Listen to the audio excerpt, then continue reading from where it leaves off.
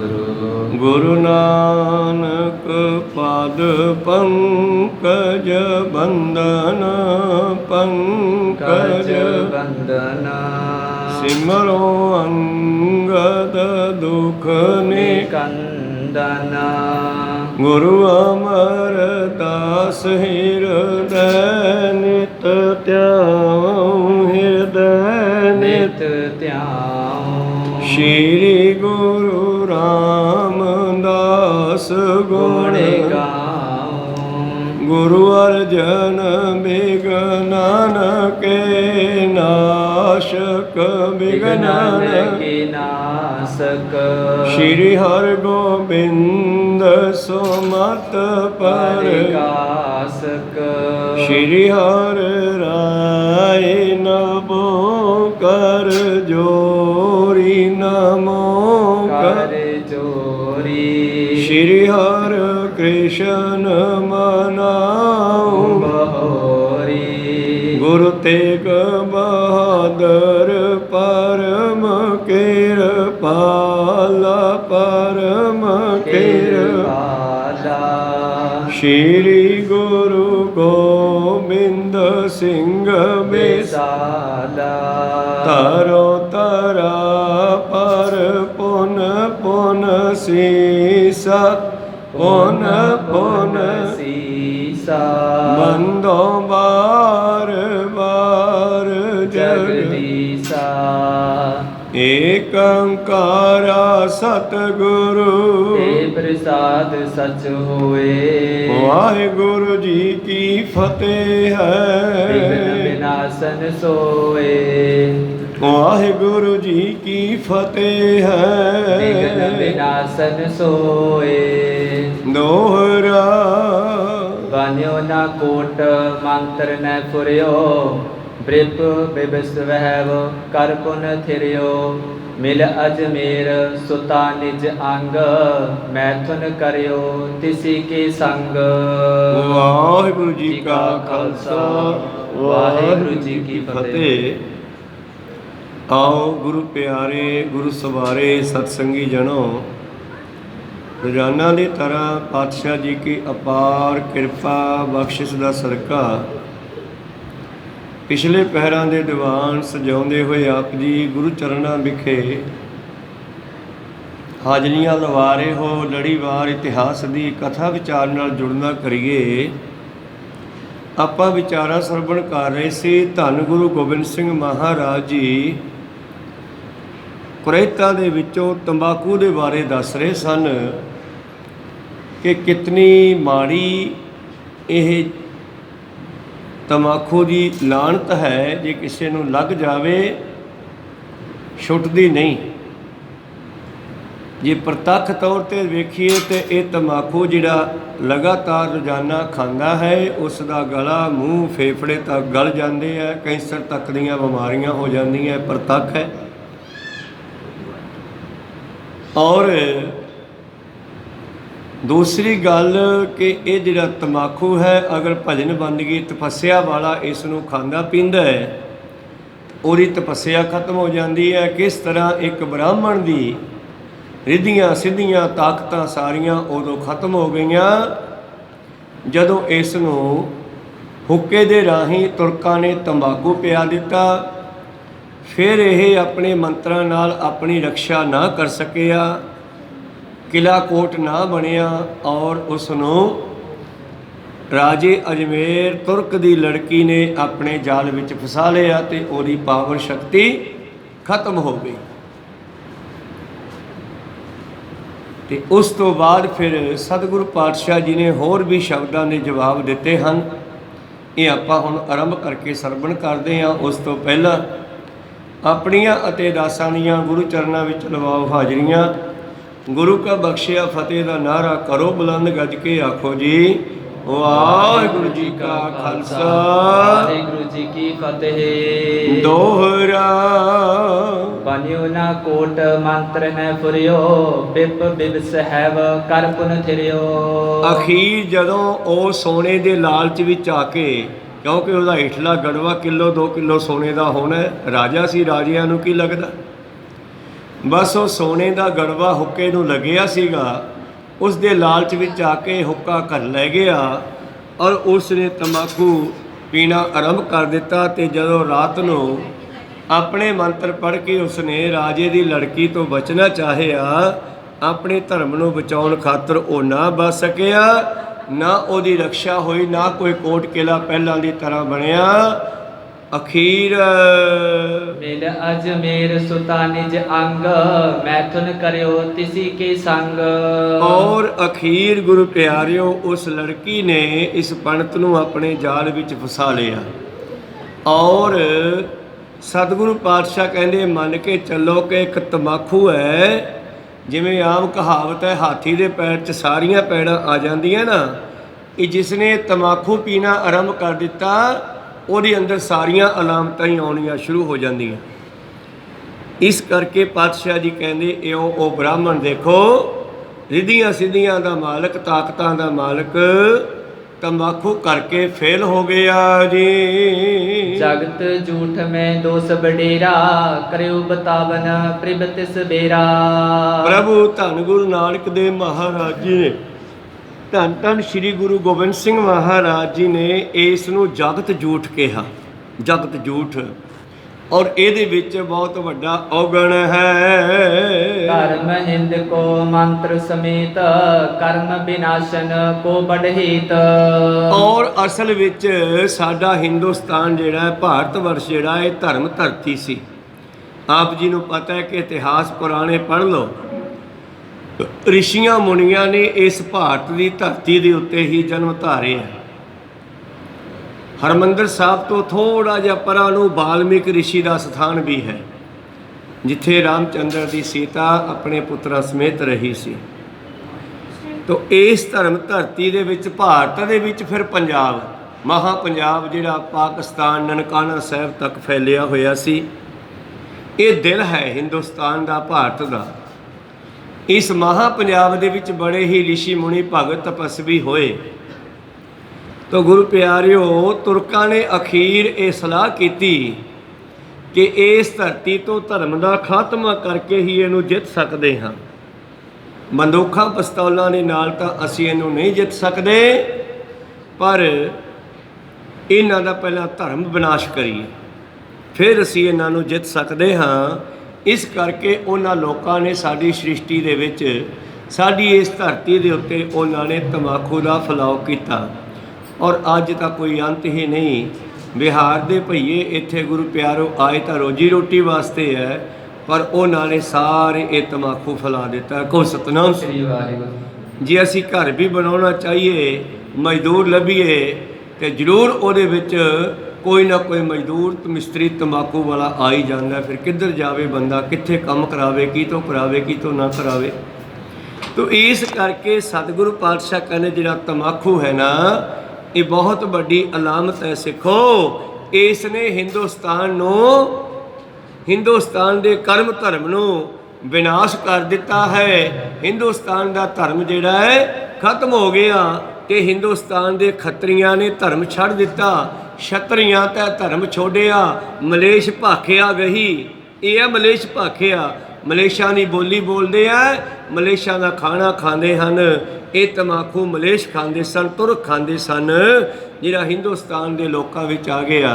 ਤੇ ਕਦੇ ਕਦੇ ਤਾਂ ਉਸ ਬੰਦੇ ਨੂੰ ਵੇਖ ਕੇ ਬੜਾ ਗੁੱਸਾ ਆਉਂਦਾ ਹੈ, ਜਦੋਂ ਮੂੰਹ 'ਤੇ ਪੱਗ ਬੰਨੀ ਹੋਵੇ, ਦਾੜੀ ਵੀ ਹੋਵੇ, ਤੇ ਹੱਥ ਵਿੱਚ ਉਹ ਤੰਬਾਕੂ ਨੂੰ ਰਗੜਦਾ ਦਿਸਦਾ ਹੈ। ਕੋ ਸਤਨਾਮ। ਬੜਾ ਗੁੱਸਾ ਆਉਂਦਾ ਉਸ ਬੰਦੇ ਨੂੰ ਦੇਖ ਕੇ। ਕੋਸ਼ਿਸ਼ ਵੀ ਕਰਦੀ ਹੈ ਸਮਝਾਉਣ ਦੀ, ਅੱਗੇ ਉਹਦੇ ਕਰਮ। ਇਸ ਕਰਕੇ ਤੁਰਕਾਂ ਨੇ, ਮਲੇਸ਼ਾ ਨੇ ਇਹ ਤੰਬਾਕੂ ਇਸ ਧਰਮ ਧਰਤੀ ਉੱਤੇ ਖੰਡਿਓ ਦਿੱਤਾ ਹੈ ਜੀ। ਚੋਬਦਾਰ ਕਲਯੁਗ ਕੋ ਜਗ ਮੈਂ, ਸੋਚ ਆਦ ਗੁਣ ਨਾਸ਼ਕ ਲਗ ਮੈਂ। ਇਹ ਮੰਨ ਕੇ ਚੱਲੋ ਕਿ ਇਹ ਕਲਯੁਗ ਦਾ ਪਹਿਰੇਦਾਰ ਹੈ। ਇਸ ਨੇ ਵਿਕਾਰਾਂ ਦਾ ਇੱਥੇ ਫੈਲਾਅ ਕਰਨਾ ਹੈ। ਇਹਦੇ ਅੰਦਰ ਜਿੰਨੀਆਂ ਅਲਾਮਤਾਂ ਹੈ, ਨਾਮ ਜਪਣ ਵਾਲੇ ਦੀਆਂ ਸੁੱਚਤਾ ਹੋਈ, ਸ਼ੌਚ ਹੋਈ, ਗੁਰੂ ਪਿਆਰੋ ਚੰਗੇ ਗੁਣ ਹੋਏ, ਇਹ ਸਭ ਕੁਝ ਨਾਸ਼ ਕਰਦਾ ਹੈ। ਔਰ ਆਦਿਕ ਪਾਵਨ ਕਰ ਬਿਹਾਰੋ, ਕਵਨ ਸਭਾ ਮੈਂ ਗੁਰੂ ਉਚਾਰੋ। ਇਹੋ ਸਤਿਗੁਰਾਂ ਨੇ ਕਵੀਆਂ ਨੂੰ ਇਕੱਠੇ ਕੀਤਾ ਸੀ ਤੇ ਕਵੀਆਂ ਨੂੰ ਕਿਹਾ ਸੀ ਗੱਲਬਾਤ ਚਲਾਓ ਕੋਈ। ਤਾਂ ਇਹ ਗੱਲਾਂ ਚੱਲੀਆਂ ਸਨ। ਕੁਝ ਪ੍ਰਸ਼ਨ ਉੱਥੇ ਪੈਦਾ ਹੋਏ ਸੀ ਜਿਨ੍ਹਾਂ ਦੇ ਜਵਾਬ ਕਵੀਆਂ ਨੇ ਦੇਣੇ ਕੀਤੇ ਸਨ। ਤਾਂ ਫਿਰ ਉਸ ਵੇਲੇ ਉਹਨਾਂ ਦੀ ਹੋਰ ਕਲੀਅਰੀ ਜਿਹੜੀ ਸੀ ਧੰਨ ਧੰਨ ਸ਼੍ਰੀ ਗੁਰੂ ਗੋਬਿੰਦ ਸਿੰਘ ਜੀ ਨੇ ਕੀਤੀ ਕਿ ਤੰਬਾਕੂ ਕਿਵੇਂ ਆਇਆ, ਕਿੱਥੋਂ ਆਇਆ ਔਰ ਕਿੰਨਾ ਮਾੜਾ ਹੈ।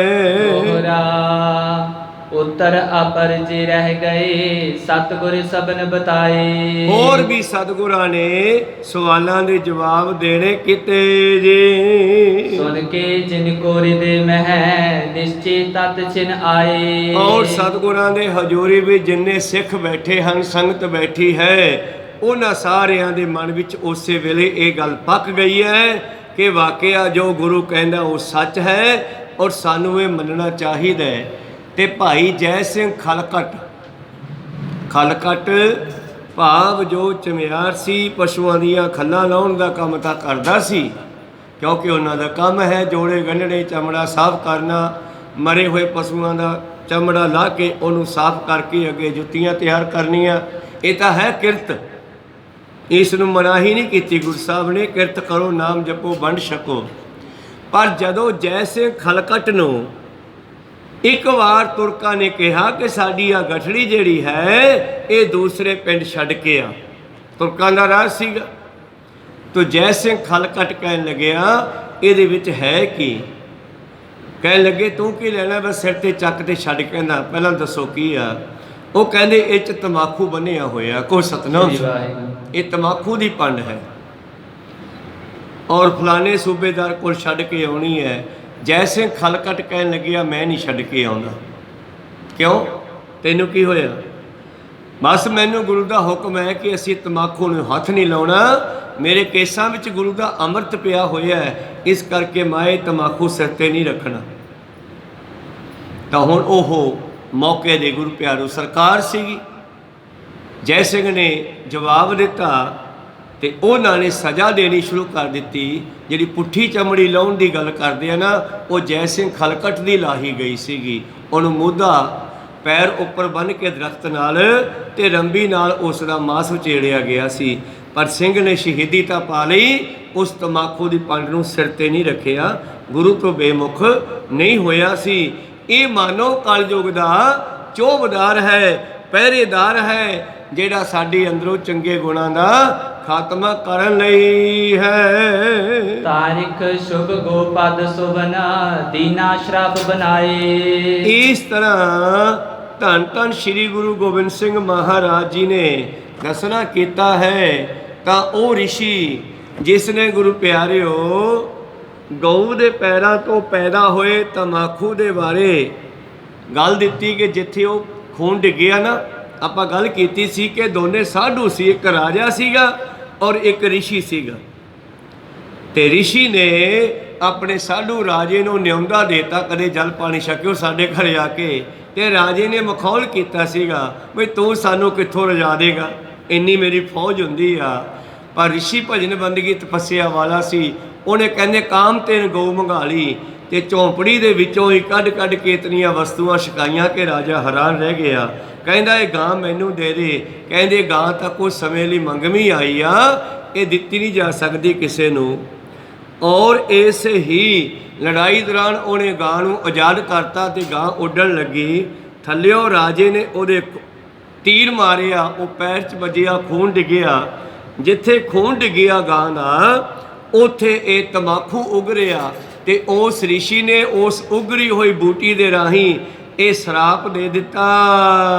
ਮਰਨ ਕਾਲ ਨਭ ਸ਼ਬਦ ਹੋਏ ਗੋ ਕਰਨੀ ਤਜ ਜਾਏ। ਹਾਂ, ਜਦੋਂ ਬੰਦਾ ਮਰੇਗਾ ਅਗਰ ਇਹ ਤੰਬਾਕੂ ਨੂੰ ਪੀ ਲੈਂਦਾ ਹੈ ਤੇ ਉਹ ਪੀਣ ਵਾਲੇ ਦੇ ਅੰਦਰੋਂ ਸਾਰੇ ਸ਼ੁਭ ਗੁਣ ਖਤਮ ਹੋ ਜਾਣਗੇ ਤੇ ਮਰ ਕੇ ਨਰਕਾਂ ਨੂੰ ਲੈ ਕੇ ਜਾਊਗਾ ਇਹ ਤੰਬਾਕੂ। ਉਸ ਗਾਂ ਦੇ ਡੁੱਲੇ ਖੂਨ ਦੇ ਵਿੱਚ ਇੱਕ ਪਾਣੀ ਨਾਲ ਫਸਲਾਂ ਹੁੰਦੀ ਹੈ, ਉਹ ਖੂਨ ਨਾਲ ਉੱਗ ਰਿਹਾ ਤੰਬਾਕੂ। ਧੰਨ ਗੁਰੂ ਤੇਗ ਬਹਾਦਰ ਜੀ ਇੱਕ ਇਲਾਕੇ 'ਚ ਗਏ, ਉੱਥੋਂ ਦੇ ਲੋਕ ਤੰਬਾਕੂ ਹੀ ਬੀਜਦੇ ਸਨ ਔਰ ਉਹਨਾਂ ਨੇ ਹੁਕਮ ਦਿੱਤਾ ਕਿ ਤੁਸੀਂ ਇਹ ਫਸਲ ਬੀਜਣੀ ਬੰਦ ਕਰੋ, ਇਹ ਚੰਗੀ ਨਹੀਂ ਹੈ। ਯਾਦ ਰੱਖਿਓ, ਸਾਇੰਸ ਵੀ ਮੰਨਦੀ ਹੈ ਤੇ ਗੁਰੂ ਸਾਹਿਬ ਨੇ ਵੀ ਦੱਸਿਆ।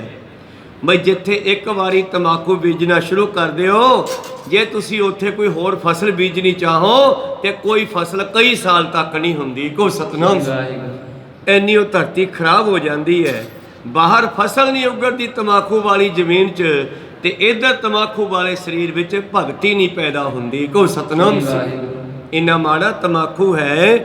ਇਸ ਕਰਕੇ ਪਾਤਸ਼ਾਹ ਜੀ ਕਹਿੰਦੇ ਤੰਬਾਕੂ ਪੀਣ ਵਾਲਾ ਮਰਨ ਵੇਲੇ ਨਰਕਾਂ ਨੂੰ ਜਾਂਦਾ ਹੈ, ਉਹਦੇ ਸ਼ੁਭ ਗੁਣ ਖਤਮ ਹੋ ਜਾਂਦੇ ਹਨ। ਸਕਲ ਪਾਪ ਜੇ ਭੂਮ ਮੈਂ ਬਸੇ ਆਏ ਪਦ ਮਾਂਜ। ਧਰਤੀ ਦੇ ਜਿੰਨੇ ਪਾਪ ਹਨ ਉਹ ਸਾਰੇ ਮਾਨੋ ਤੰਬਾਕੂ ਦੇ ਵਿੱਚੋਂ ਪੈਦਾ ਹੋਏ ਹਨ। ਸਰੋਤਾ ਬਖਤਾ ਕੋ ਲੱਗੈ ਕਬੇ ਨਾ ਪੂਜ ਕਰਾਂਜ। ਔਰ ਜੇ ਬਖਤਾ ਤੰਬਾਕੂ ਪੀਣ ਵਾਲਾ ਹੋਵੇ, ਕਥਾ ਕਰਨ ਵਾਲਾ, ਬਖਤਾ ਕਹਿੰਦੇ ਆ ਬੋਲਣ ਵਾਲੇ ਨੂੰ, ਤੇ ਸਰੋਤੇ ਸੁਣਨ ਵਾਲੇ, ਜੇ ਕਥਾ ਕਰਨ ਵਾਲਾ ਬਖਤਾ ਤੰਬਾਕੂ ਪੀਂਦਾ ਹੈ ਤੇ ਜਿਹੜੇ ਸਰੋਤੇ ਉਹਦੇ ਕੋਲੋਂ ਸੁਣਦੇ ਆ, ਦੋਨਾਂ ਦੇ ਪੁੰਨ ਖਤਮ। ਕਹੋ ਸਤਨਾਮ। ਫਿਰ ਕੱਲੀ ਉਹ ਨਹੀਂ ਹੈ ਵੀ ਕਹਾਣੀਆਂ ਸੁਣਾਤੀਆਂ ਗੱਲ ਬਣ ਗਈ, ਇਹਦੇ ਵਿੱਚ ਬਹੁਤ ਵੱਡਾ ਭੇਦ ਛੁਪਿਆ ਪਿਆ ਹੈ। ਤੇ ਫਿਰ ਜਿਹੜੇ ਤੰਬਾਕੂ ਪੀਣ ਵਾਲੇ ਕਥਾ ਕਰਨਗੇ ਜਾਂ ਉਹਨਾਂ ਦੇ ਕੋਲੋਂ ਜਿਹੜੇ ਕਥਾ ਵਾਰਤਾ ਸੁਣਨਗੇ, ਉਹਨਾਂ ਦੋਨਾਂ ਨੂੰ ਕੋਈ ਲਾਹਾ ਨਹੀਂ ਮਿਲਣਾ, ਨਾ ਸੁਣਨ ਵਾਲਿਆਂ ਨੂੰ ਨਾ ਕਰਨ ਵਾਲਿਆਂ ਨੂੰ। ਇਸ ਕਰਕੇ ਤੰਬਾਕੂ ਦੇ ਸਿੱਖ ਨੇ ਨੇੜੇ ਨਹੀਂ ਜਾਣਾ। ਧੰਨ ਗੁਰੂ ਗੋਬਿੰਦ ਸਿੰਘ ਜੀ ਨੇ ਇਸ ਨੂੰ ਵਜਰ ਕੁਰੈਤ ਕਹਿ ਦਿੱਤਾ ਹੈ। ਹੁਣ ਦੱਸਤਾ ਸਾਰਿਆਂ ਵਾਸਤੇ, ਪ੍ਰਥਾਏ ਸਾਖੀ ਮਹਾਂਪੁਰਖ ਬੋਲਦੇ, ਸਾਂਝੀ ਸਗਲ ਜਹਾਨੇ, ਦੱਸਦੀ ਗੱਲ ਸਾਰਿਆਂ ਵਾਸਤੇ। ਹੁਣ ਮੰਨਣੀ ਨਾ ਮੰਨਣੀ ਇਹ ਮਨੁੱਖ ਦੀ ਮਰਜ਼ੀ ਤੇ ਛੱਡੇ ਹੈ।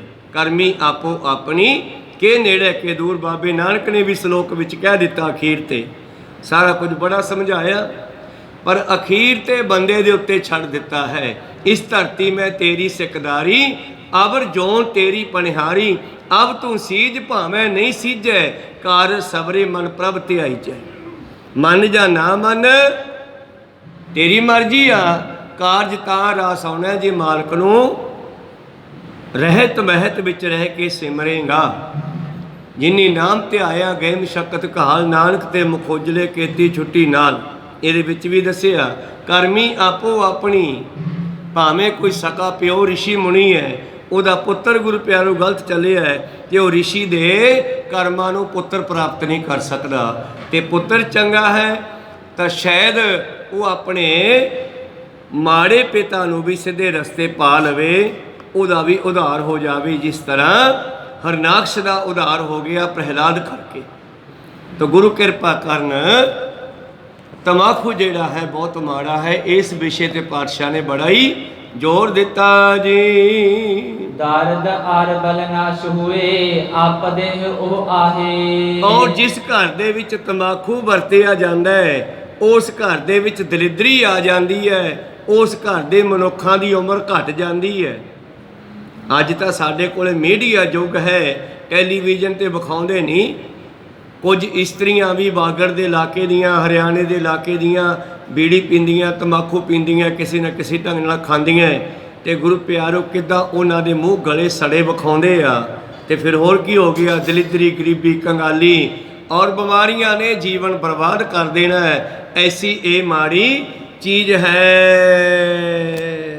ਸੋਚ ਸ਼ੇਖ ਜਲ ਅਸੁਚ ਹੋਏ, ਨਿਗੋਰੇ ਕਰ ਅਪਵਿੱਤ। ਹੁਣ ਅੱਗੇ ਜਲ ਦੀ ਗੱਲ ਕਰਦੇ ਐ, ਕਹਿੰਦੇ ਸ਼ੌਚ ਵਾਲਾ ਬਚਿਆ ਹੋਇਆ ਜਲ ਵੀ ਅਪਵਿੱਤਰ ਹੁੰਦਾ ਹੈ। ਭਾਵ ਇਸ਼ਨਾਨ ਕਰਨ ਤੋਂ ਬਾਅਦ ਬਾਲਟੀ ਵਿੱਚ ਬਚਿਆ ਜਲ ਵੀ ਹੁਣ ਵਰਤਨਯੋਗ ਨਹੀਂ ਹੈ।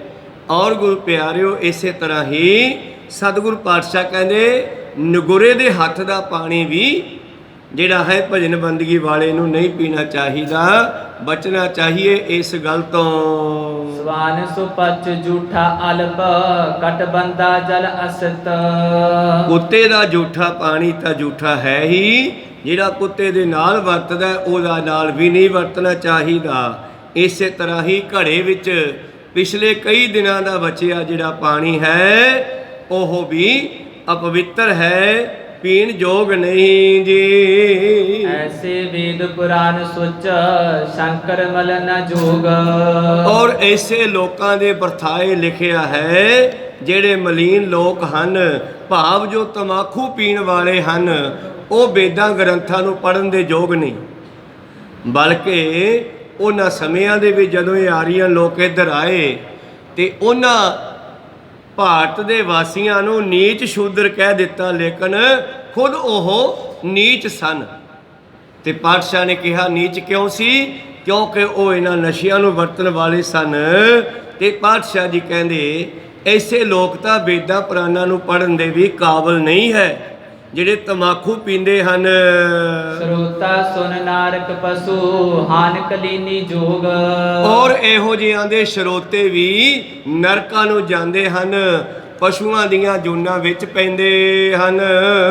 ਪੰਥ ਰਚਿਓ ਮੈਂ ਧਰਮ ਹਿਤ ਪੂਜਾ ਦਾਨ ਨ ਖਾਏ। ਧੰਨ ਗੁਰੂ ਗੋਬਿੰਦ ਸਿੰਘ ਜੀ ਮਹਾਰਾਜ ਕਹਿੰਦੇ ਜਿਹੜਾ ਮੈਂ ਪੰਥ ਹੁਣ ਰਚਿਆ ਖਾਲਸਾ ਪੰਥ, ਕਿਉਂਕਿ ਸਾਹਮਣੇ ਬੈਠੇ ਹਨ ਕਵੀ ਤੇ ਸਿੱਖ ਸੰਗਤਾਂ, ਸਭ ਨੂੰ ਉਪਦੇਸ਼ ਦੇ ਰਹੇ ਹਨ।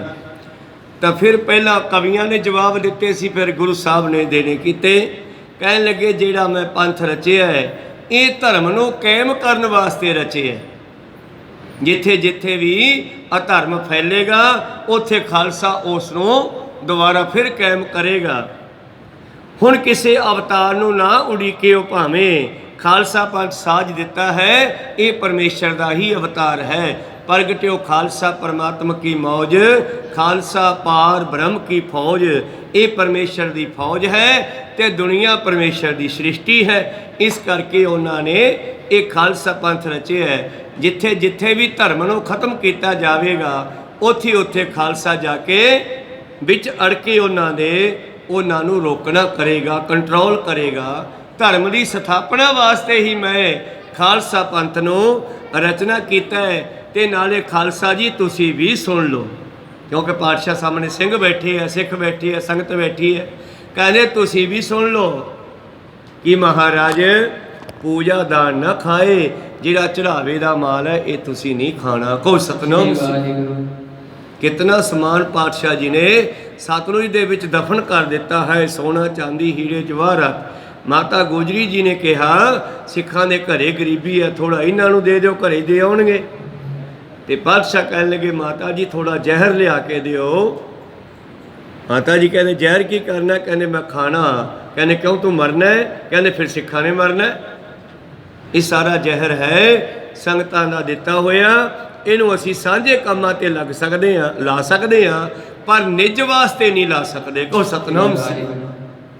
ਜੇ ਕੋਈ ਕਹੇ ਨਾ ਜਿਸ ਤਰ੍ਹਾਂ ਗੁਰੂ ਪਿਆਰਿਓ ਜਿਹੜੇ ਮਸੰਦ ਸਾਜੇ ਸਨ, ਤੀਜੇ ਪਾਤਸ਼ਾਹ ਨੇ 22 ਮੰਜੀਆਂ ਥਾਪੀਆਂ ਸਨ ਪ੍ਰਚਾਰ ਵਾਸਤੇ, ਪੀੜ੍ਹੀਆਂ ਥਾਪੀਆਂ ਸਨ, ਬੀਬੀਆਂ ਦੀ ਵੀ ਡਿਊਟੀਆਂ ਲਾਈਆਂ ਸਨ। ਅੱਗੇ ਚੱਲਦੇ ਚੱਲਦੇ 10ਵੇਂ ਪਾਤਸ਼ਾਹ ਤੱਕ ਪਹੁੰਚਦੇ ਉਹਨਾਂ ਮਸੰਦਾਂ ਦੇ ਪੁੱਤ ਪੋਤਰੇ ਇਹ ਚੜਾਵੇ ਦੇ ਮਾਲ ਨੂੰ ਆਪਣੀ ਆਮਦਨ ਸਮਝਣ ਲੱਗ ਪਏ ਸੀ। ਕੋ ਸਤਨਾਮ ਸੀ। ਉਹ ਸੋਚਦੇ ਸੀਗੇ ਵੀ ਅਸੀਂ ਇਕੱਠਾ ਕਰਕੇ ਲਿਆਉਣੇ ਆ, ਇਹ ਸਾਡਾ ਹੀ ਆ, ਤੇ ਵਿੱਚੋਂ ਕੁੰਡੀ ਲਾਉਣ ਲੱਗ ਪਏ ਸੀ। ਤੇ ਜਦੋਂ ਧੰਨ ਗੁਰੂ ਗੋਬਿੰਦ ਸਿੰਘ ਜੀ ਨੂੰ ਇਸ ਗੱਲ ਦਾ ਪਤਾ ਲੱਗਿਆ ਤੇ ਉਹਨਾਂ ਨੇ ਉਹਨਾਂ ਮਸੰਦਾਂ ਦਾ ਖਾਤਮਾ ਕਰਕੇ ਸੰਗਤ ਨੂੰ ਡਾਇਰੈਕਟ ਜੋੜ ਲਿਆ ਸਿੱਧਾ। ਕਹਿੰਦੇ ਸਿੱਖੋ ਜੋ ਵੀ ਤਿਲ ਫੁੱਲ ਲੈ ਕੇ ਆਉਣਾ ਹੈ ਆਪਣੇ ਹੱਥੀ ਲਿਆਓ, ਹੁਣ ਸਾਡਾ ਕੋਈ ਮਸੰਦ ਨਹੀਂ, ਕੋਈ ਏਜੰਟ ਨਹੀਂ। ਔਰ ਮਸੰਦਗੀ ਖਤਮ ਕਰਤੀ ਜਦੋਂ ਕਿ ਉਹਨਾਂ ਦੇ ਵਿੱਚ ਇਹ ਕੁਰੀਤੀਆਂ ਆ ਗਈਆਂ ਸਨ। ਉਹ ਪੂਜਾ ਦਾ ਮਾਲ ਖਾਣ ਲੱਗ ਪਏ, ਉਹਨਾਂ ਦਾ ਜਿਹੜਾ ਜੀਵਨ ਸੀਗਾ ਉਹ ਵਿਗੜ ਗਿਆ। ਔਰ ਗੁਰੂ ਪਿਆਰਿਓ ਉਹਨਾਂ ਦੇ ਅੰਦਰੋਂ ਭਜਨ ਬੰਦਗੀ ਤਪੱਸਿਆ ਆਦਿ ਉਹ ਵੀ ਖਤਮ ਹੋ ਗਈ ਪੂਜਾ ਦਾ ਧਾਨ ਖਾਣ ਕਰਕੇ।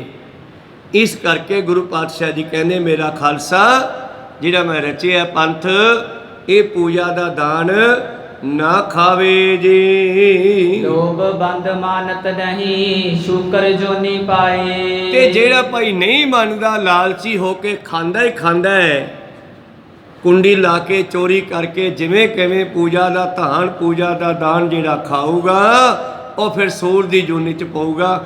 ਫੇਰ ਨਾ ਕਹਿਓ ਕਿ ਮੈਨੂੰ ਦੱਸਿਆ ਨਹੀਂ।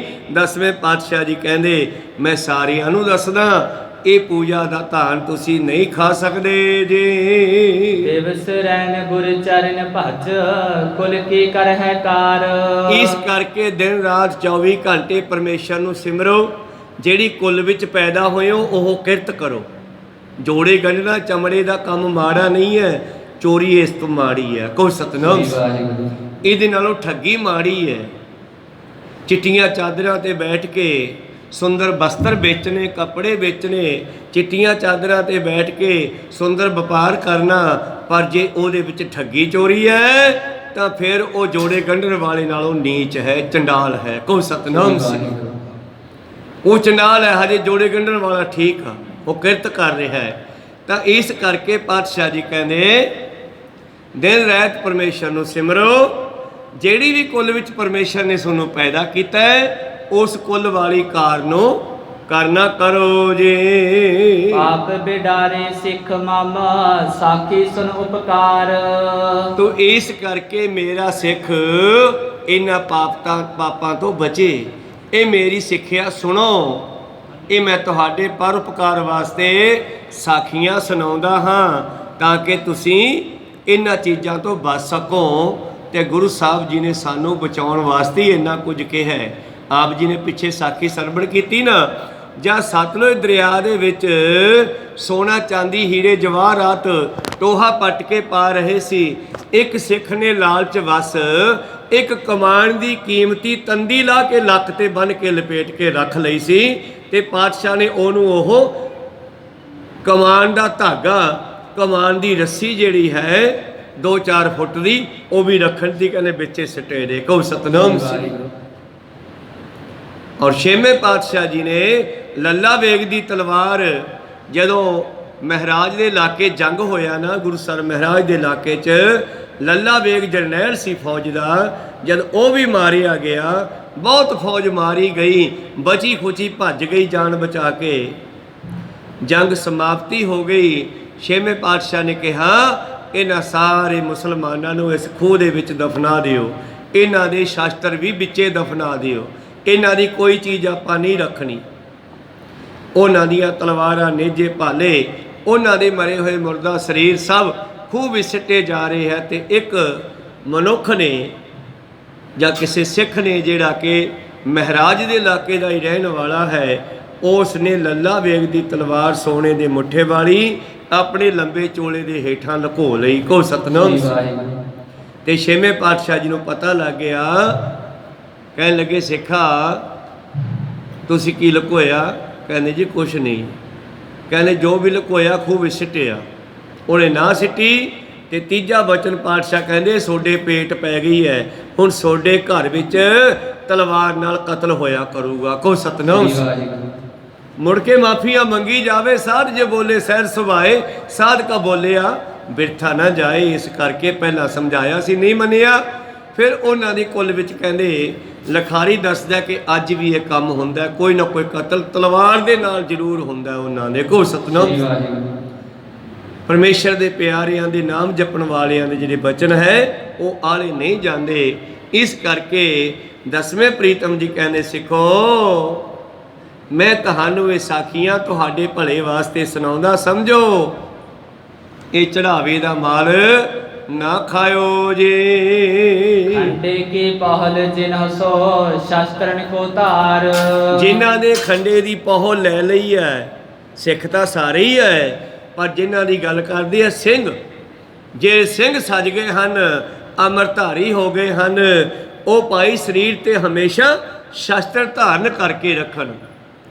खालसा कहादे भी शास्त्र का वसा ना करे, हमेशा शास्त्र नूं नाल रखे जे।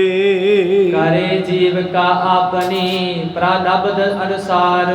परालब्ध जो परमेश्वर ने परालब्ध साडे भागां विच लिखी है ਉਹਦੇ मुताबिक जीवकता भी करे, भाव रोजी कमावे, आपदी किरत करे।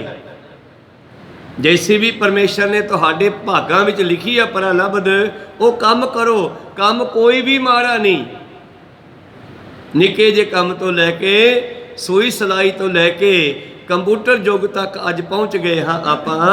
काम कोई भी माड़ा नहीं, पर 10 नौहां की किरत होवे, ठगी चोरी का ना होवे, वो करो, अपनी जीविका अपनाओ।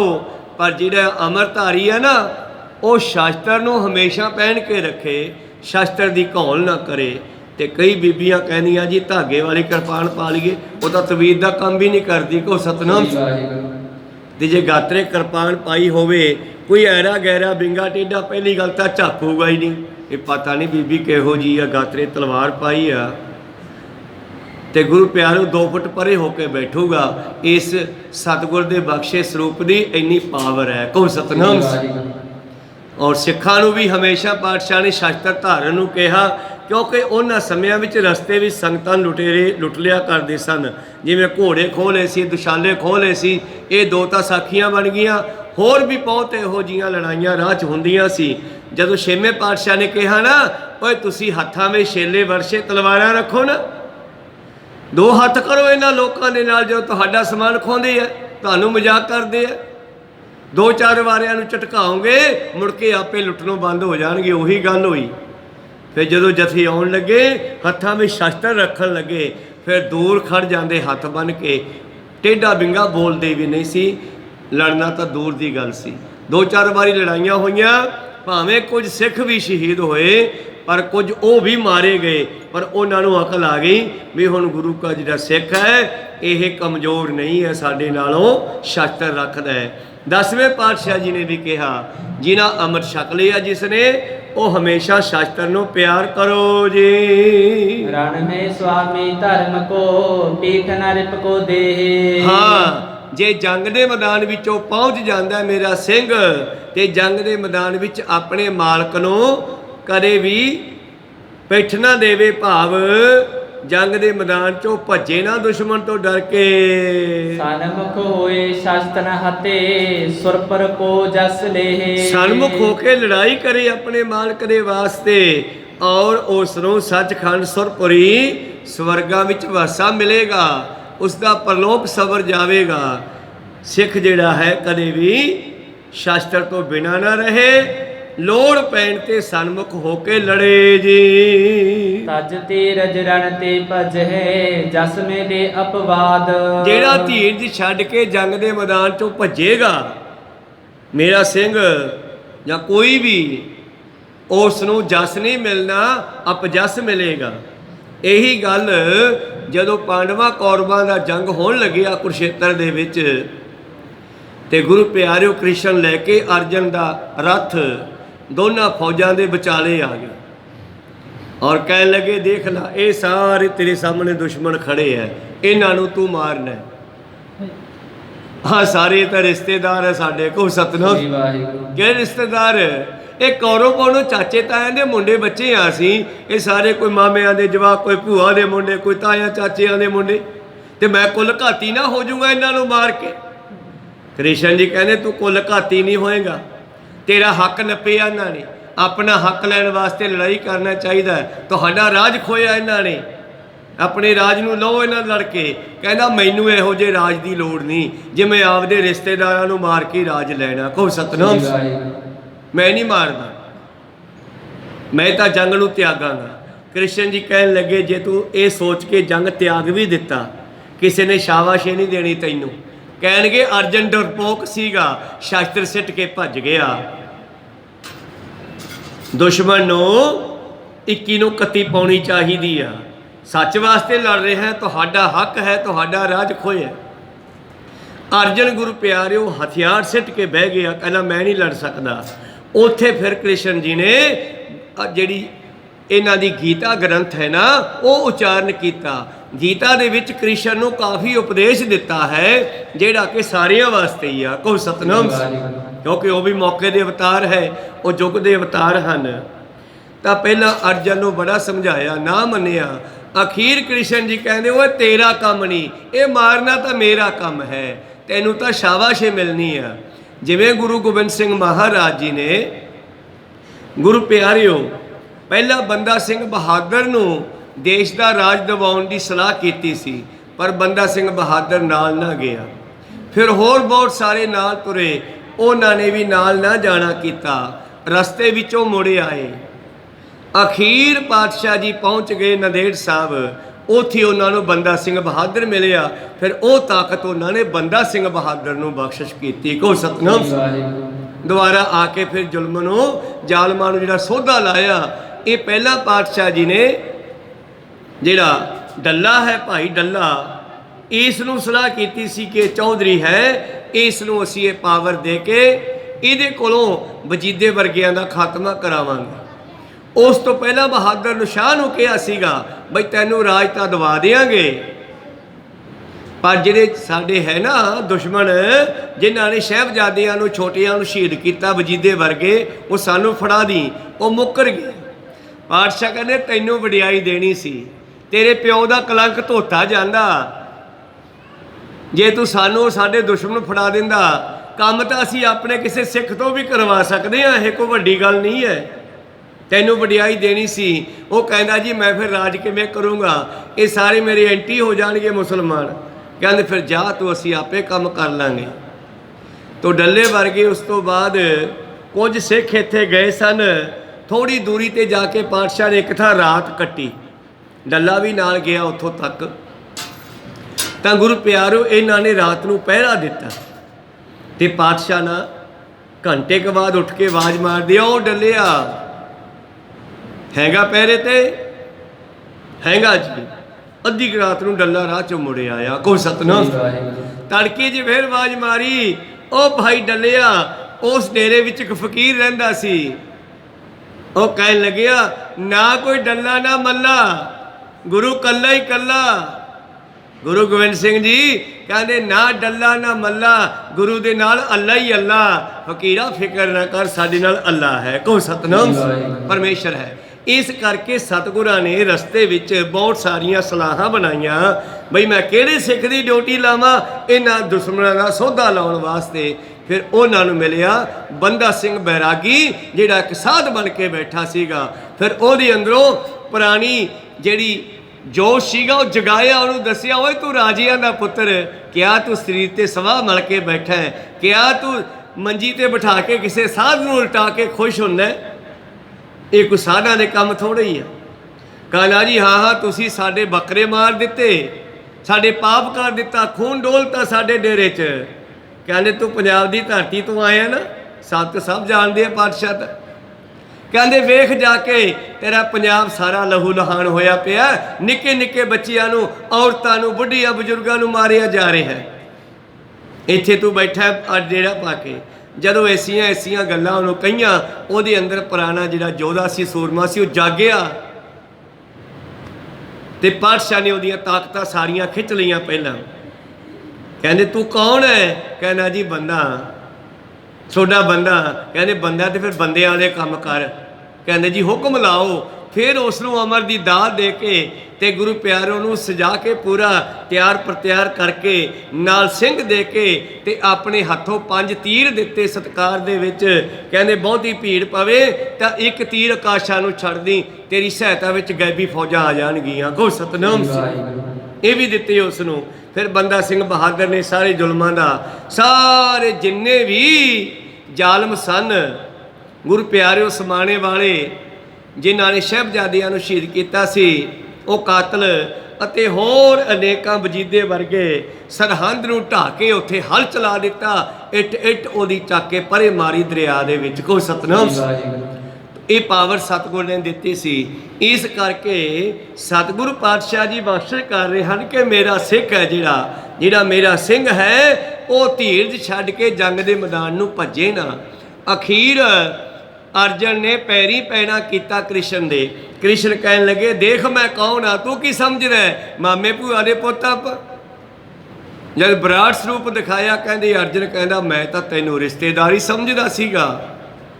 ਕਹਿੰਦੇ ਹੁਣ ਤੂੰ ਐਂ ਕਰ, ਇੱਕ ਤੀਰ ਛੱਡ ਕਿਸੇ ਬੰਦੇ ਵੱਲ ਤੇ ਵੇਖ ਉਹਨੂੰ ਤੇਰਾ ਤੀਰ ਮਾਰਦਾ ਕਿ ਮੈਂ ਮਾਰਦਾ। ਕਹਿੰਦੇ ਇਧਰੋਂ ਅਰਜਨ ਨੇ ਤੀਰ ਛੱਡਿਆ ਤੇ ਕ੍ਰਿਸ਼ਨ ਨੇ ਉਂਗਲ ਘੁਮਾ ਕੇ ਚੱਕਰ ਛੱਡ ਦਿੱਤਾ। ਤੀਰ ਹਜੇ ਪਹੁੰਚਿਆ ਨਹੀਂ, ਚੱਕਰ ਨੇ ਪਹਿਲਾਂ ਉਹ ਬੰਦਾ ਵੱਢਤਾ। ਕੋ ਸਤਨਾਮ ਸਿੰਘ। ਕਹਿੰਦੇ ਹੁਣ ਕਿਹਨੇ ਮਾਰਿਆ? ਕਹਿੰਦੇ ਤੁਹਾਡੇ ਚੱਕਰ ਨੇ। ਬਸ ਕਹਿੰਦੇ ਚੱਕਰ ਤਾਂ ਮੈਂ ਹੀ ਚਲਾਉਣਾ, ਤੈਨੂੰ ਤਾਂ ਵਡਿਆਈ ਦੇਣੀ ਹੈ, ਤੂੰ ਜੰਗ ਕਰ। ਕੋ ਸਤਨਾਮ। ਫਿਰ ਇਹ ਧਰਮ ਯੁੱਧ ਕੁਰੂਕਸ਼ੇਤਰ ਦਾ ਜੰਗ ਹੋਇਆ ਸੀਗਾ। ਇਸ ਕਰਕੇ ਪਾਤਸ਼ਾਹ ਸਿੰਘਾਂ ਨੂੰ ਵੀ ਇਹ ਗਿਆਨ ਦਿੰਦੇ ਹੈ ਕਿ ਮੇਰਾ ਸਿੱਖ ਜੰਗ ਦੇ ਮੈਦਾਨ ਵਿੱਚੋਂ ਧੀਰਜ ਰੱਖੇ, ਭੱਜੇ ਨਾ। ਤੇ ਜਿਹੜਾ ਜੰਗ ਦੇ ਮੈਦਾਨ ਚੋਂ ਭੱਜੇਗਾ ਉਹਨੂੰ ਵਡਿਆਈ ਨਹੀਂ, ਉਹਨੂੰ ਬਦਨਾਮੀ ਮਿਲੇਗੀ। ਮਾਰੇ ਪਾਪ ਫਲ ਭੋਗ ਹੈ, ਪਾਏ ਨਾ ਕਿਤ ਅਹਲਾਦ। ਔਰ ਜਿਉਂਦਾ ਰਹੇਗਾ ਦੁਨੀਆ ਦੇ ਵਿੱਚ ਤੇ ਦੁਨੀਆ ਤਾਨੇ ਮਾਰੇਗੀ। ਜਿਵੇਂ ਅਰਜਨ ਪਾਂਡਵ ਨੂੰ ਕ੍ਰਿਸ਼ਨ ਕਹਿੰਦਾ ਤੈਨੂੰ ਦੁਨੀਆ ਕਹੇਗੀ, ਓਏ ਗਿੱਦੜ ਸੀਗਾ ਅਰਜਨ, ਜੰਗ ਦੇ ਮੈਦਾਨ 'ਚ ਹਥਿਆਰ ਛੱਡ ਕੇ ਭੱਜ ਗਿਆ, ਤੇ ਜਦੋਂ ਮਰ ਜਾਵੇਂਗਾ ਫਿਰ ਨਰਕਾਂ ਨੂੰ ਜਾਵੇਂਗਾ। ਜਿਉਂਦੇ ਦੀ ਇੱਥੇ ਬਦਨਾਮੀ ਹੋਵੇਗੀ, ਮਰਨ ਤੋਂ ਬਾਅਦ ਨਰਕ ਭੋਗੇਗਾ। ਮਾਰੇ ਪਾਪ ਫਲ ਭੋਗ ਹੈ, ਪਾਏ ਨਾ ਕਿਤ ਅਹਿਲਾਦ। ਔਰ ਉਸ ਨੂੰ ਕਿਤੇ ਵੀ ਖੁਸ਼ੀ ਪ੍ਰਾਪਤ ਨਹੀਂ ਹੋਵੇਗੀ। ਜਾਤ ਵਰਨ ਕੀ ਕਾਨ ਤਜ, ਮਿਲੇ ਖਾਲਸੇ ਸੰਗ। ਔਰ ਮੇਰਾ ਖਾਲਸਾ ਜਾਤ ਪਾਤ ਨੂੰ ਨਾ ਮੰਨੇ, ਜਾਤ ਵਰਨ ਕੀ ਕਾਨ ਤਜ। ਹਜੇ ਵੀ ਕੱਲ ਪਰਸੋਂ ਦੀ ਗੱਲ ਹੈ, ਕਿਸੇ ਪ੍ਰਧਾਨ ਨੇ ਕਹਿਤਾ ਸਾਡੇ ਗੁਰਦੁਆਰੇ ਵਿੱਚ ਚੂੜਾ ਚਮਿਆਰ ਪਾਠ ਨਹੀਂ ਕਰੂਗਾ। ਫਿਰ ਉੱਥੇ ਖਾਲਸਾ ਇੱਕ ਯੋਧਾ ਉੱਠਿਆ, ਕਹਿਣ ਲੱਗਿਆ ਤੂੰ ਹੁੰਦਾ ਕੌਣ ਹੈ ਇੱਦਾਂ ਕਹਿਣ ਵਾਲਾ ਖਾਲਸੇ ਨੂੰ? ਜਦ ਅੰਮ੍ਰਿਤ ਛਕ ਲਿਆ, ਉਹ ਕੋਈ ਨੀਵੀਂ ਜਾਤ ਦਾ ਨਹੀਂ ਆ, ਕੋਈ ਉੱਚੀ ਜਾਤ ਦਾ ਨਹੀਂ, ਇੱਕ ਪਿਤਾ ਇੱਕ ਸਕੇ ਹਮ ਬਾਰਕ, ਤੂੰ ਮੇਰਾ ਗੁਰਹਾਈ ਵਾਲੀ ਕਲਾ ਵਰਤਦੀ ਆ। ਠੀਕ ਹੈ ਤੂੰ ਹੋਏਗਾ ਪ੍ਰਬੰਧਕ, ਪਰ ਤੂੰ ਸਿੱਖਾਂ ਨੂੰ ਇਹ ਨਹੀਂ ਕਹਿ ਸਕਦਾਗਾ। ਇਸ ਕਰਕੇ ਉਸ ਨੂੰ ਉਹਦੀ ਗੱਲ ਦਾ ਜਵਾਬ ਦਿੱਤਾ ਗਿਆ। ਤੇ ਕਿੱਦਾਂ ਚਿਰ ਪਹਿਲਾਂ ਪਾਤਸ਼ਾਹ ਨੇ ਗੱਲ ਕਹੀ ਆ ਕਿ ਜਾਤ ਪਾਤ ਨੂੰ ਨਹੀਂ ਮੰਨਣਾ, ਅੰਮ੍ਰਿਤ ਛਕਣ ਤੋਂ ਬਾਅਦ ਜਾਤਾਂ ਪਾਤਾਂ ਖਤਮ, ਤੁਸੀਂ ਸਿੰਘ ਤੇ ਕੌਰ ਹੋ ਗਏ। ਤੇ ਅਸੀਂ ਆਪਣੀ ਵਡਿਆਈ ਰੱਖਣ ਵਾਸਤੇ ਫਲਾਨਾ ਸਿੱਧੂ, ਫਲਾਨਾ ਸੋਢੀ, ਫਲਾਨਾ ਭੁੱਲਰ, ਉਹ ਕੌਰ ਤੇ ਸਿੰਘ ਵਿੱਚੋਂ ਸ਼ਬਦ ਹੀ ਉਡਾ ਦਿੱਤੇ ਜਿਹੜੇ ਗੁਰੂ ਸਾਹਿਬ ਨੇ ਸਾਨੂੰ ਵਡਿਆਈ ਦਿੱਤੀ ਸੀ। ਕਹੋ ਸਤਿਨਾਮ। ਇਹ ਨਾਲ ਲਾ ਕੇ ਰੱਖੋ ਇਹਨਾਂ ਸ਼ਬਦਾਂ ਨੂੰ। ਇਹਨਾਂ ਸ਼ਬਦਾਂ ਬਿਨਾਂ ਸਾਡੀ ਕੋਈ ਪਛਾਣ ਨਹੀਂ ਹੈਗੀ। ਜੇ ਤੁਸੀਂ ਇਹ ਦਸਤਾਰ ਬੰਨੀ ਹੈ, ਕਿੱਸਾ ਧਾਰੀ ਹੋ, ਕਿਸੇ ਬਗਾਨੇ ਦੇਸ਼ ਵਿੱਚ ਵੀ ਚਲੇ ਗਏ ਨਾ, ਉਹ ਤੁਹਾਨੂੰ ਬੇਸ਼ੱਕ ਨਹੀਂ ਜਾਣਦੇ, ਪਰ ਤੁਹਾਨੂੰ ਬੁਲਾਉਣਗੇ ਸਿੰਘ ਸਾਹਿਬ ਕਹਿ ਕੇ। ਕਹੋ ਸਤਿਨਾਮ। ਉਹ ਤੁਹਾਡਾ ਨਾਮ ਨਹੀਂ ਜਾਣਦੇ, ਕਿੱਥੋਂ ਆਏ ਹੋ ਨਹੀਂ ਜਾਣਦੇ, ਪਰ ਆਲ ਵਰਲਡ ਸਾਰੀ ਦੁਨੀਆ ਜਾਣਦੀ ਹੈ ਕਿ ਇਹ ਸਿੰਘ ਸਾਹਿਬ ਹੈ, ਗੁਰੂ ਗੋਬਿੰਦ ਸਿੰਘ ਦਾ ਸਾਜਿਆ ਸਿੱਖ। ਕਹੋ ਸਤਿਨਾਮ। ਸਿੰਘ ਸਾਹਿਬ ਬੋਲਣਗੇ ਸਾਨੂੰ, ਸਰਦਾਰ ਜੀ ਕਹਿਣਗੇ। ਇਸ ਕਰਕੇ ਜਾਤ ਵਰਨ ਤੋਂ ਉੱਠ ਕੇ ਖਾਲਸੇ ਦੇ ਨਾਲ ਰਲਣਾ ਕਰੋ ਜੀ। ਗੁਰਬਾਣੀ ਸੋ ਪ੍ਰੇਮ ਕਰ, ਮਨ ਰੂਪ ਗੂੜਾ ਰੰਗ। ਔਰ ਗੁਰਬਾਣੀ ਨਾਲ ਸਿੱਖੋ ਪਿਆਰ ਪਾਓ, ਤੁਹਾਡੇ ਮਨ ਤੇ ਉਹ ਲਾਲ ਰੰਗ ਗੂੜਾ ਰੰਗ ਚੜੇਗਾ। ਅਮਰੋ ਹੈ ਉਪਦੇਸ਼ ਅਸ, ਜੋ ਧਾਰੇ ਸੁਖ ਪਾਏ। ਸਿੱਖੋ ਇਹ ਸਾਡਾ ਉਪਦੇਸ਼ ਹੈ, ਜਿਹੜਾ ਜੀਵਨ ਵਿੱਚ ਧਾਰਨ ਕਰ ਲੂਗਾ ਸੁਖੀ ਵਸੇਗਾ। ਵਧੇ ਖਾਲਸਾ ਜਗਤ ਮਹਿ, ਸਭ ਅਵਨੀ ਪਰਛਾਏ। ਸਮਾਂ ਆਵੇਗਾ, ਇਤਿਹਾਸ ਤਾਂ ਚੱਲਦਾ ਰਹਿਣਾ ਜੁਗਾਂ ਜੁਗਾਂਤਰਾਂ ਤੱਕ, ਤੇ ਪਾਤਸ਼ਾਹ ਦੇ ਬਚਨ ਪੂਰੇ ਹੁੰਦੇ ਰਹਿਣੇ ਆ। ਕਹਿੰਦੇ ਸਮਾਂ ਆਵੇਗਾ, ਮੇਰਾ ਖਾਲਸਾ ਦੁਨੀਆ ਵਿੱਚ ਇੰਨਾ ਵਧੇ ਫੁੱਲੇਗਾ ਕਿ ਪੰਥ ਖਾਲਸਾ ਜਿਹੜਾ ਹੈ, ਬੁੱਢਾ ਦਲ ਜਾਂ ਸਿੰਘ ਸਾਹਿਬ, ਇਹ ਸਾਰਾ ਖਾਲਸਾ ਦਲ ਜਿਹੜਾ ਹੈ ਕੀੜੀ ਨਿਆਈ ਹੋਏ। ਜਿਵੇਂ ਧਰਤੀ ਤੇ ਕੀੜੀਆਂ ਫੈਲੀਆਂ ਹੋਈਆਂ, ਇੰਨਾ ਖਾਲਸਾ ਪੰਥ ਸਾਰੀ ਧਰਤੀ ਤੇ ਫੈਲੇਗਾ, ਸਾਰੀ ਧਰਤੀ ਤੇ ਛਾ ਜਾਵੇਗਾ। ਵਰਤੇ ਸਕਲ ਜਹਾਨ ਮੈਂ, ਬਿਰਲਾ ਜਾਣੇ ਮਰਮ। ਔਰ ਇਹ ਪੰਥ ਜਿਹੜਾ ਹੈ ਸੰਸਾਰ ਵਿੱਚ ਵਧੇ ਫੁੱਲੇਗਾ, ਪਰ ਇਸ ਮਰਮ ਨੂੰ, ਇਸ ਗੁੱਝੇ ਭੇਦ ਨੂੰ ਕੋਈ ਬਿਰਲਾ ਸਮਝੇਗਾ। ਕਰਤਾ ਹੁਕਮ ਹੋਏ ਹਮੈ, ਤਬ ਕਲ ਜੋਰੇ ਹੱਥ। ਔਰ ਜਦ ਸਾਨੂੰ ਅਕਾਲ ਪੁਰਖ ਦਾ ਹੁਕਮ ਹੋਇਆ ਸੀ ਤਾਂ ਕਲਯੁਗ ਨੇ ਸਾਡੇ ਸਾਹਮਣੇ ਹੱਥ ਬੰਨੇ ਸੀ। ਰਾਜ ਤੁਮਾਰੋ ਬੀਰ ਹਮ, ਹਮੇ ਪੰਥ ਕੇ ਸਾਥ। ਉਹਨੇ ਕਿਹਾ ਸੀਗਾ ਜੀ ਤੁਹਾਡੇ ਖਾਲਸੇ ਦਾ ਰਾਜ ਮੇਰੇ ਸਮੇਂ ਵਿੱਚ ਹੈ, ਇਸ ਕਰਕੇ ਮੈਨੂੰ ਵੀ ਪੰਥ ਦੇ ਨਾਲ ਰਲਾ ਕੇ ਰੱਖਿਓ। ਪਹਿਲਾਂ ਬਾਬੇ ਨਾਨਕ ਨੂੰ ਕਹਿੰਦਾ ਸੀਗਾ ਜੀ ਮੈਨੂੰ ਸਤਸੰਗ ਤੇ ਵੜ ਜਾਣ ਦਿਓ, ਕਹਿੰਦੇ ਨਾ ਜੋੜਿਆਂ 'ਚ ਬਹਿ ਜੀ। ਕਹਿੰਦਾ ਮੇਰੀ ਜਨਤਾ ਦਾ ਭਲਾ ਕਰੀ ਜਾਂਦੇ ਹੋ, ਮੇਰਾ ਕਿਵੇਂ ਹੋਊਗਾ? ਕਹਿੰਦਾ ਕਣਕਾਂ ਡਿੱਗੂਗਾ ਤੂੰ ਉਹ ਖਾ ਲਈ, ਪਰ ਸੰਗਤ ਵਿੱਚ ਆ ਕੇ ਰੌਲਾ ਨਹੀਂ ਪਾਉਣਾ, ਤੂੰ ਰੌਲਾ ਹੀ ਪਾਉਣਾ ਹੈ। ਉਦੋਂ ਕਲਯੁਗ ਵੱਟ ਜਾਂਦੇ, ਦੇਗ ਵਰਤਾਉਣੇ ਆਪਾਂ, ਲੰਗਰ ਵਰਤਾਉਣੇ ਆ, ਕਲਯੁਗ ਵਰਤ ਜਾਂਦਾ। ਖੈਰ ਵਿਚਾਰਾ ਇੱਥੇ ਰੁਕਦੇ ਆ। ਸਤਿਗੁਰੂ ਪਾਤਸ਼ਾਹ ਜੀ ਕਹਿੰਦੇ ਸਾਨੂੰ ਵੀ ਕਲਯੁਗ ਮਿਲਿਆ ਸੀਗਾ। ਕਹਿੰਦਾ ਜੀ ਮੈਨੂੰ ਪੰਥ ਵਿੱਚ ਰੱਖਿਓ, ਕਿਉਂਕਿ ਮੇਰੇ ਸਮੇਂ ਵਿੱਚ ਤੁਹਾਡੇ ਪੰਥ ਦਾ ਰਾਜ ਆਵੇਗਾ। ਵਿਚਾਰਾ ਇੱਥੇ ਰੋਕਦੇ ਆ, ਬੋਲਦਿਆਂ ਨੇ ਇੱਕ ਅੱਖਰ ਵੱਧ ਘੱਟ ਹੋ ਜਾਂਦੇ। ਸਿੱਖ ਸੰਗਤਾਂ ਦੇ ਸਤਿਗੁਰੂ ਬਖਸ਼ਣ ਜੋਗ ਹੈ, ਬਖਸ਼ ਲੈਣਾ ਜੀ। ਸਮਾਪਤੀ ਕਰੀਏ। हे अच्युत हे पार ब्रह्म अविनाशी अगनास, हे पूरन हे सर्व में जन गुणतास। हे संगी हे निरंकार हे निर्गुण सब टेक।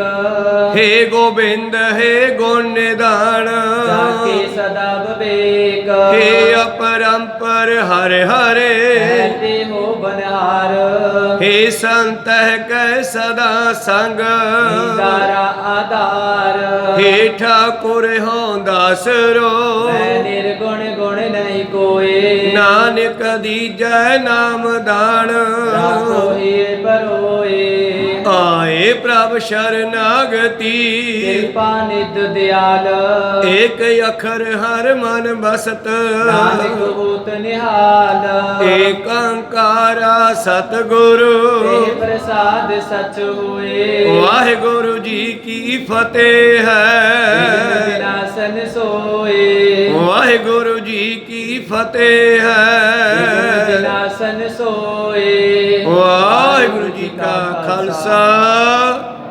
वाहिगुरु जी की फतेह।